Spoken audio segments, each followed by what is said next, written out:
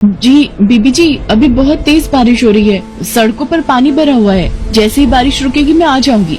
2 बूंद बारिश आती नहीं, तुम लोग बहाने ढूंढने लगते हो। अगर आधे घंटे में तुम काम पर नहीं आई तो कल से काम पर आने की कोई जरूरत नहीं है। मालकिन, मालकिन सुनिए तो। मालकिन, हेलो हेलो। अब क्या करूँ? पिंकी के पापा भी घर पर नहीं है। मुझे इसे साथ ही काम पर ले जाना पड़ेगा। माँ, सड़क पर तो बहुत बारिश है, हम भीग जाएंगे। पिंकी बेटा, मैं तुझे घर पर अकेला छोड़कर नहीं जा सकती। एक काम कर, तू ये पन्नी ओढ़ ले, इससे तू गीली नहीं होगी।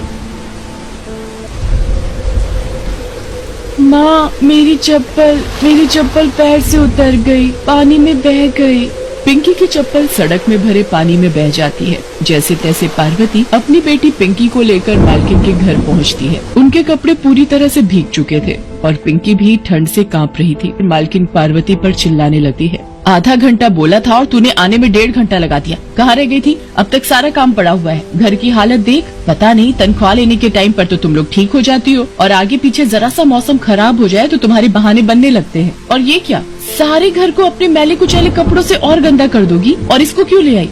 मालकिन, इसके पापा काम पर गए हुए थे, इसको अकेला छोड़कर नहीं आ सकती थी, इसी वजह से साथ में लाना पड़ा। ये एक तरफ होकर बैठ जाएगी, आपको बिल्कुल भी परेशान नहीं करेगी। पिंकी बेटा, तुम वहाँ सामने फर्श पर बैठ जाओ। पिंकी गीले कपड़ों में फर्श पर बैठ जाती है। उसे ठंड लग रही थी। इतनी देर में मालकिन का बेटा बंटी हॉल का एसी खोल देता है और टीवी चलाकर बैठ जाता है। मम्मी, गरम गरम पनीर और आलू के पकौड़े खाने हैं। इस बारिश के मौसम में बहुत टेस्टी लगते हैं।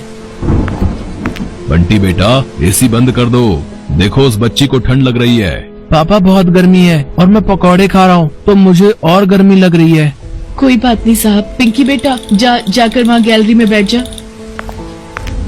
सुमन, आज इतनी तेज बारिश थी फिर भी तुमने पार्वती को जबरदस्ती काम से निकालने की धमकी देकर बुला लिया। ये गलत है सुमन। किसी के गरीब होने का इतना फायदा नहीं उठाना चाहिए।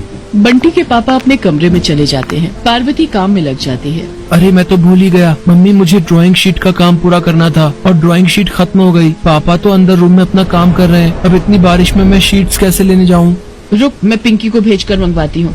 पिंकी सुन, ये ले पैसे और पड़ोस की दुकान से ये वाली ड्राइंग शीट खरीद कर ले आ।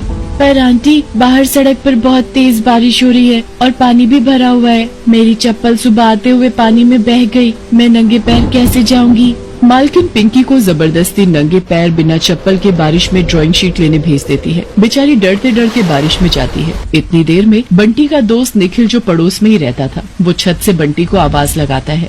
बंटी, जल्दी से छत पर आजा, बारिश में खूब मजे करेंगे। ठीक है, आता हूँ। मम्मी, मैं छत पर निखिल के साथ बारिश में खेलने जा रहा हूँ।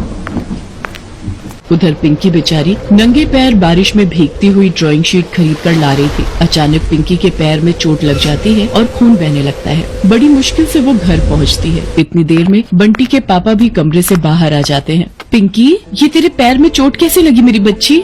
आंटी, बंटी भैया की ड्राइंग शीट, मैंने इसे बिल्कुल भी गीला नहीं होने दिया। इसे बहुत संभाल कर रखा। बंटी भैया को स्कूल का काम करना है ना।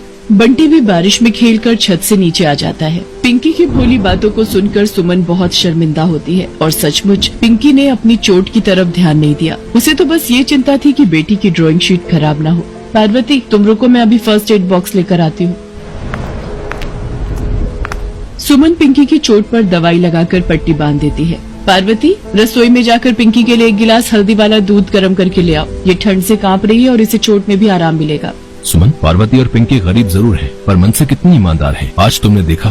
मालकिन, सारा काम हो गया है, अब मैं चलती हूँ। घर जाकर पिंकी थोड़ी देर आराम कर लेगी। पार्वती रुको, सुनो, आप पार्वती को और पिंकी को अपनी गाड़ी में घर तक छोड़ दो। पिंकी, तुम ये मेरी चप्पल पहन लो। सचमुच एक गरीब के लिए बारिश एक कहर बनकर आती है। ये सही है, इसलिए हर अमीर को गरीब की परेशानी जरूर समझनी चाहिए। बारिश का मौसम तो आगे भी रहने वाला था। इसके लिए सुमन पार्वती के लिए एक नया छाता और साथ ही साथ पिंकी के लिए नई चप्पल और कुछ कपड़े भी खरीद कर लाती है, जिसे देखकर पिंकी बहुत खुश होती है। सुमन ने भी अब पार्वती को बारिश के दिनों में देर से आने के लिए गुस्सा करना छोड़ दिया था। अब वो गरीब की परेशानी को समझने लगी थी।